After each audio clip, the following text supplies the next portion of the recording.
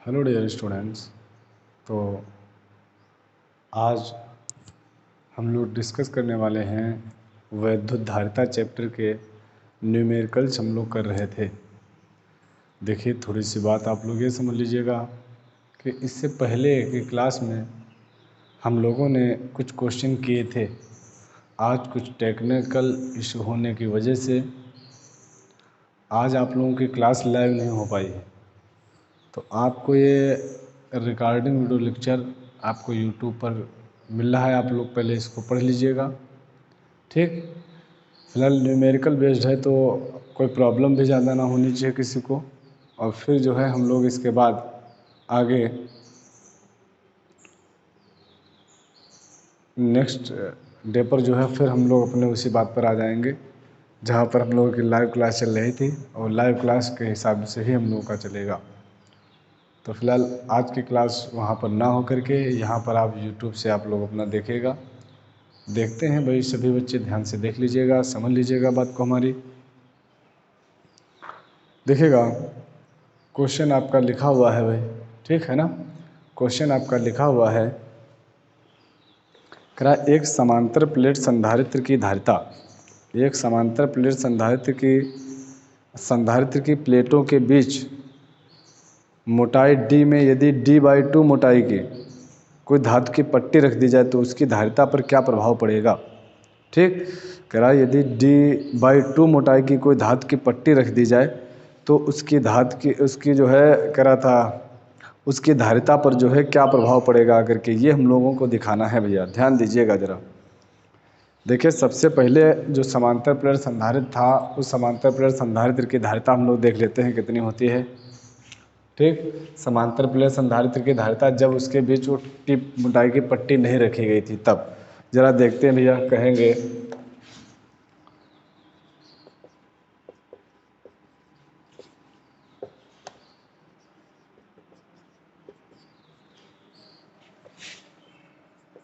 कहेंगे समांतर प्लेट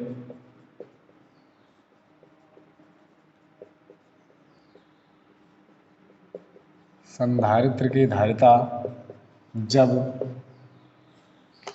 प्लेटों के बीच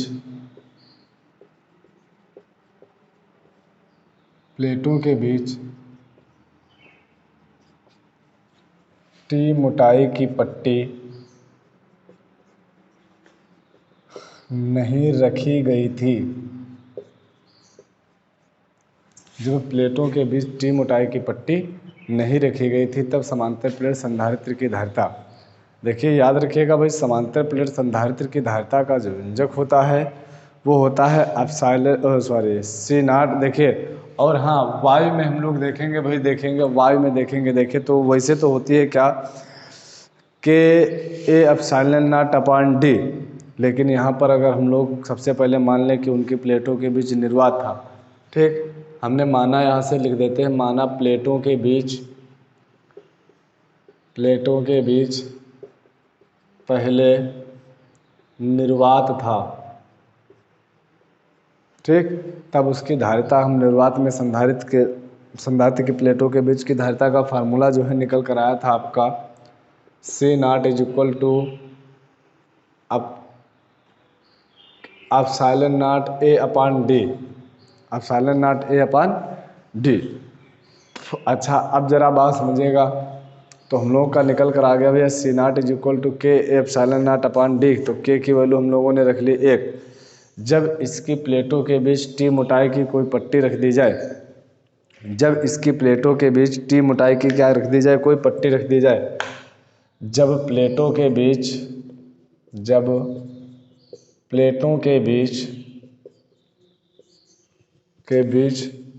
टी मोटाई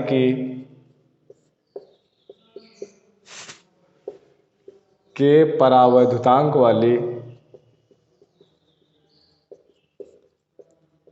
कोई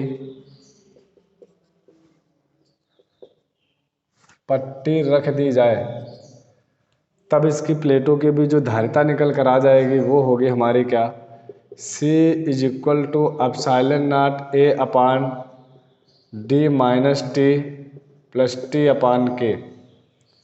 क्या हो जाएगी भाई, D minus T plus T upon K, याद रखिएगा ऐसा आपको पढ़ाया जा चुका है पहले, है ना। अच्छा अब हम लोग ज़रा देख लेते हैं भाई, ध्यान से समझिएगा सभी लोग। तो C is equal to epsilon not A upon D minus, देखिए प्रश्नानुसार दिया जा रहा था कि जो टी कितनी टी जो मोटाई कितनी मोटाई की पहले प्लेटों के बीच की दूरी थी डी, प्लेटों के बीच की दूरी कितनी थी डी, इनके बीच की दूरी थी डी, और इसके बीच जो रख दी जाए वो जो पट्टी रखी गई है, पर कोई धातु की पट्टी रखी गई है, उसकी मोटाई कितनी हो गई थी d/2। तो t बराबर हो गया कितना d/2, t बराबर किसके है d/2 के, तो t की जगह पर d/2 रख लीजिएगा आकर के। और याद रखेंगे भाई, देखिए किसी भी धातु के लिए परावर्तनांक k का मान होता है इन्फिनिटी, याद रखेंगे, कहेंगे किसी भी धातु के लिए, किसी भी धातु के लिए k इज इक्वल टू होता है कितना infinitive, k is equal to कितना होता है इन्फिनिटिव, याद रखना है भाई, ये भी सभी लोगों को याद रखना है, k इज इक्वल टू होता है इन्फिनिटिव। तो हमने k का मान इन्फिनिटिव रख लिया करके, t की जगह पर हम लोगों ने d/2 रख लिया करके, तो ये हुआ d/2 d minus d/2 plus d/2 अपान इन्फिनिटिव। याद रखेंगे अपान में इन्फिनिटिव है तो इसकी तो वैल्यू जो है हमारी ख़त्म ही होने वाली है, तो c इज इक्वल टू आ जाएगा कितना, अब silent not A upon D और d-2 प्लस इसका काम ही खत्म हो गया। अच्छा d से d/2 जाएगा तो बचेगा कितना, एक से आधा चला जाएगा तो आधा बचा रहेगा, ये बात सभी लोगों को पता होनी चाहिए बहुत पहले से। देखिए तो हमारे c जो है वो निकल कर आ जाएगी, c इज इक्वल टू अब silent not A upon d/2, 2 को अगर हम लोग कर ले जा कर के ऊपर तो कितना आ जाएगा, c is equal to 2a epsilon not upon d, याद रखना है c is equal to 2 epsilon not a upon d, है ना, epsilon not a upon d। बताइए ये मान किसका था, निर्वात में संधारित्र की धारिता जब प्लेटों के बीच कोई पट्टी नहीं रखी गई थी। तो ये तो वैल्यू हो गया आकर के C0 की, तो इसकी जगह पर हम लोग क्या लिख देंगे आकर के C0। तो हम लोगों को फार्मूला जो हम लोगों की धारिता निकल कर आ गई क्या, 2C0 निकल कर आ गई, यानी जो बाद की धारिता है, जो बाद की धारिता है के परावर्तन पट्टी रखने के बाद की जो धारिता है वो पहले की धारिता के कितनी हो जाएगी, दोगुनी हो जाएगी। हम लोग लिख सकते हैं क्या कहेंगे, कहेंगे भैया अतः धारिता दोगुनी हो जाएगी, अतः धारिता जो है भैया दोगुनी हो जाएगी। ठीक, अब देखिएगा क्वेश्चन फिलहाल संभवतः आप लोगों को समझ में आ गया होगा। अगर क्वेश्चन समझ में ना आए आप लोगों को, सुनते रहिएगा भाई, अगर क्वेश्चन में कोई प्रॉब्लम हो तो आप लोग कमेंट बॉक्स में कमेंट कर लीजिएगा, या सिर्फ एक ही दिन की तो बात है, आप लोग मुझे जो है अगले नेक्स्ट वीडियो जो आपकी लाइव क्लास चले जब फिर इस क्वेश्चन को पूछ सकते हैं, या आप मुझसे भी पूछ सकते हैं। ठीक, अगर कोई प्रॉब्लम आपको होती है तो आप पूछ भी सकते हैं। ठीक, उसके लिए कोई भी बाउंडेशन नहीं है, कोई भी बाधा नहीं है कि आप पूछ नहीं सकते हैं। अच्छा फिलहाल इतना तो आप लोगों को फिलहाल समझ में आ ही गया होगा अब, है ना। देखते हैं भैया, ध्यान देना करके अगले क्वेश्चन में हम लोगों को इससे क्या कहा जा रहा है, एक समांतर प्लेट संधारित्र की प्लेट का, एक समांतर प्लेट संधारित्र की प्रत्येक प्लेट का क्षेत्रफल, समांतर प्लेट संधारित्र की प्रत्येक प्लेट का क्षेत्रफल, ज़रा ध्यान दीजिएगा भाई, इसको हटा देते हैं एक बार, है ना, इसको हटा दिया जाए। अगर किसी को स्क्रीनशॉट लेना है तो स्क्रीनशॉट ले लीजिएगा, फिर इसे हम हटा देते हैं। तो फिलहाल स्क्रीनशॉट हो गया होगा सभी लोगों का, चलिए हटाते हैं इसको।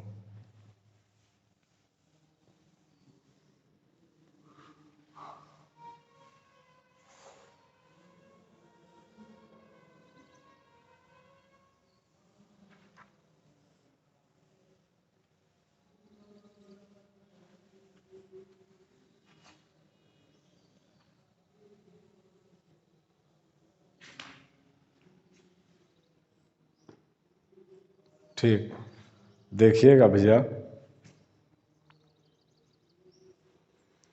कह रहा था एक समांतर प्लेट संधारित्र की प्लेट का क्षेत्रफल 50 सेंटीमीटर स्क्वायर है।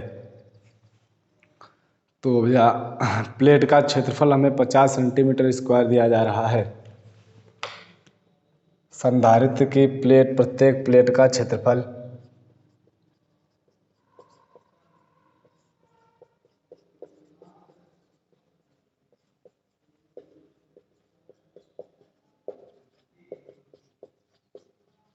50 सेंटीमीटर स्क्वायर। ए बराबर हो गया हमारा 50 सेंटीमीटर स्क्वायर। सेंटीमीटर को अगर आप मीटर में करना चाहते हैं तो कर सकते हैं। देखना किस तरीके से। 50 1 सेंटीमीटर का मतलब होता है 10 की पावर माइनस 2 मीटर। और का स्क्वायर हो गया। देखिए कितना आ जाएगा 50 गुणे 10 की पावर माइनस 2 यानी माइनस का 4। और कितना आ जाएगा मीटर स्क्वायर। ये तो हो गया हम लोग का भैया क्षेत्रफल। दोनों प्लेटों के बीच विद्युत क्षेत्र 75 न्यूटन प्रति कूलाम है। कितना दिया जा रहा है? कह रहा 75 न्यूटन प्रति कूलाम है क्या क्षेत्रफल, सॉरी विद्युत क्षेत्र, क्षेत्रफल नहीं विद्युत क्षेत्र। ई बराबर हो गया हमारा 75 न्यूटन प्रति कूलाम। ई बराबर कितना हो गया भैया? 75 न्यूटन प्रति कूलाम। अब अच्छा इसके बाद प्रत्येक प्लेट पर आवेश की गणना कीजिए। क्यू का मान हम लोग को निकालना है भैया। और एप्सिलॉन नॉट का मान दिया जा रहा है, सभी को पता होना चाहिए 8.85 गुणे 10 की पावर माइनस 12। ठीक, 8.85 गुणे 10 की पावर माइनस का 11 होता है। अच्छा, तो हमें आवेश की गणना करनी है। देखिए आवेश का फार्मूला होता है भाई, आवेश क्यू का फार्मूला होता है CV। क्यू का फार्मूला क्या होता है भाई? CV। अच्छा अब जरा ध्यान दीजिएगा भाई। देखिए C को हम लोग लिख सकते हैं क्या? अभी लिखा था भैया क्या? A epsilon not upon D। और इनटू में क्या हो गया? V। एप्सिलॉन नॉट पता है, A पता है, ना V पता है ना D पता है। सभी को पता होना चाहिए भैया V अपॉन D किसका फार्मूला होता है? E विद्युत क्षेत्र की तीव्रता E का फार्मूला होता है। तो हम लोग ने भैया यहाँ पे रखा करके E रख लिया। तो Q is equal to A epsilon not V upon D की जगह पर E लिख दिया। अब देखना भैया A epsilon not E, A का भी मान पता है, एप्सिलॉन नॉट के मान पता है और E का भी मान हम लोगों को पता है। देखते हैं A का मान हो गया हमारा कितना? 50 गुणे 10 की पावर माइनस का 4, 8.85 गुणे 10 की पावर माइनस का 12 इंटू E कितना हो गया था हमारा? 75 हो गया था। इसकी आप लोगों को मल्टीप्लाई करवा लेनी है। जो भी आ जाएगा आपका क्या आ जाएगा? आंसर होगा कूलाम में। ठीक, जो भी आंसर आपका आ जाएगा भैया ये हो जाएगा किसमें? कूलाम में हो जाएगा। आ जाएगा आपका 3.32 गुणे 10 की पावर माइनस 12। कितना आ जाएगा? 3.32 गुणे 10 की पावर माइनस का 12। ठीक, यही हम लोग का भैया आंसर निकल कर आ जाएगा। देखना है आगे, देखिएगा भैया जरा ध्यान से समझते रहिएगा जरा। देखिए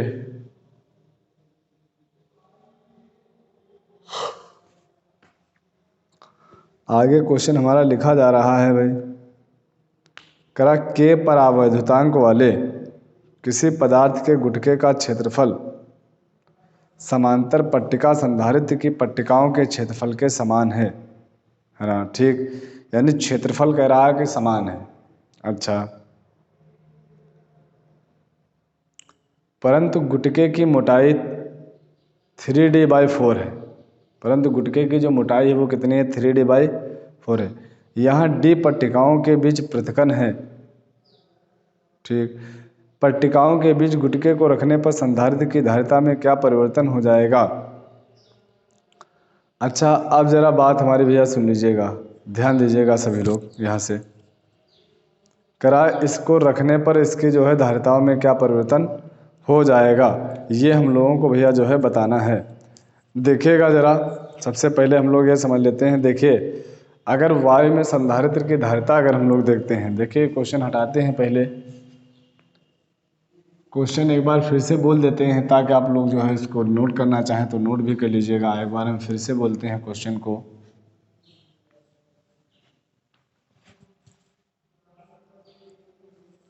देखिए क्वेश्चन है आपका, कह रहा है भाई के परावैद्युतांक के पदार्थ के किसी गुटके का क्षेत्रफल समांतर पट्टिका संधारित्र की पट्टिकाओं के क्षेत्रफल के समान है, परंतु गुटके की मोटाई 3d/4 है। परंतु गुटके की मोटाई 3d/4 है। यहाँ d पट्टिकाओं के बीच पृथक्करण है, यानी पट्टिकाओं के बीच की दूरी। पट्टिकाओं के बीच गुटके को रखने पर, वही प्लेटों के बीच जो है गुटके को रखने पर संधारित्र की धारिता में क्या परिवर्तन हो जाएगा। वही क्वेश्चन था जो हम भी इस वाले क्वेश्चन से पहले कर चुके थे। तो वही क्वेश्चन था भी आप लोगों का। देखिएगा ज़रा, समझते हैं हम लोग। पहले बताइएगा ज़रा, वायु संधारित्र की धारिता क्या होती है। वायु संधारित्र की धारिता सभी लोगों को पता होनी चाहिए भाई। वायु संधारित्र की धारिता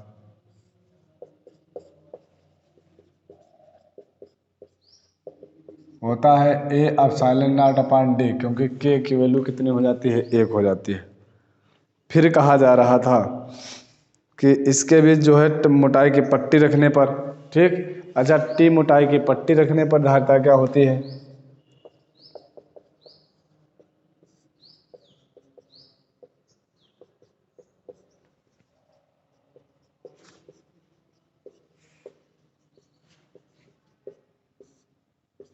C बराबर A/0/D-T+T/K। देखिए, चूंकि हमें दिया जा रहा था कि उस गुटके की मोटाई कितनी थी,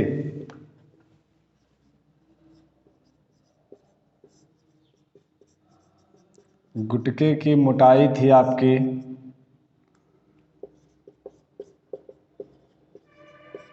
3d/4। गुटके की मोटाई कितनी थी भाई, 3d/4 थी गुटके की मोटाई। तो हमने वहाँ पर गुटके की मोटाई को हमने वहाँ पर लिख दिया करके T की जगह पर। तो C = आ जाएगा हमारा A/0/D - T की जगह पर आ गया 3d/4 प्लस 3d/4 और K था तो ये हो गया 4K। ज़रा यहाँ से देख लेते हैं, पहले इसको ज़रा सॉल्व कर लेते हैं, देखना कितना आता है भाई। ठीक, कितना आता है ज़रा ध्यान से समझिएगा। C = A/0 देखिए 4d - 3d तो आ जाएगा D/4 प्लस 3d/4K। ठीक, यही आ जाएगा हमारा। अच्छा देखिए, हम लोगों ने क्या किया भैया, कॉमन कर लिया। देखिए, हम लोगों ने कॉमन कर लिया कितना, D/4 कर लिया कॉमन। D/4 कॉमन करते हैं तो C = A/0/D/4 कॉमन किया तो 1 + 3/K, 1 + 3/K आ गया। अब ज़रा इसको भी अगर हम लोग सॉल्व करना चाहें सॉल्व कर सकते हैं, देखना कितना आता है हम लोग का। K अगर एलसीएम लेंगे तो कितना आ जाएगा, K + 3/K। कितना आ जाएगा, K + 3/K। तो C = आ जाएगा A/0/D/4 K + 3/K।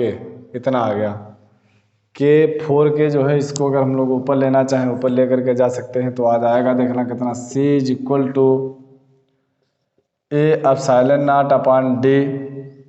A/0/D और K + 3 और ऊपर आ गया 4K, ऊपर पहुंच गया इतना।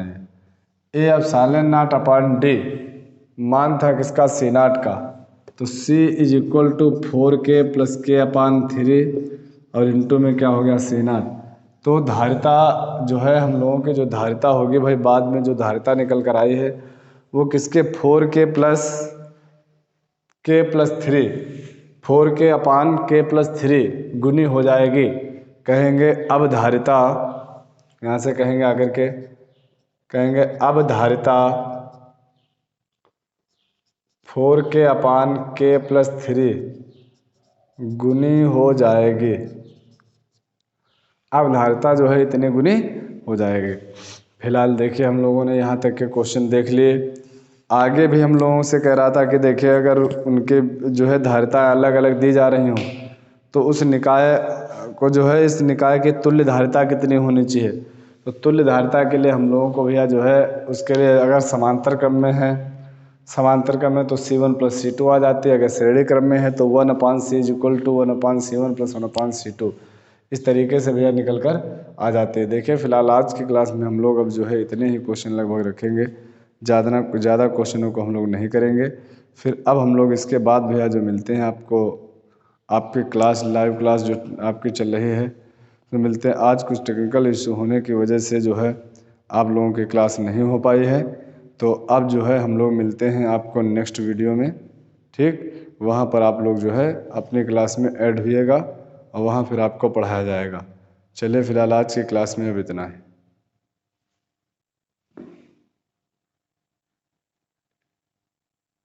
इसको स्क्रीनशॉट लेना हो स्क्रीनशॉट ले लीजिएगा ज़रा।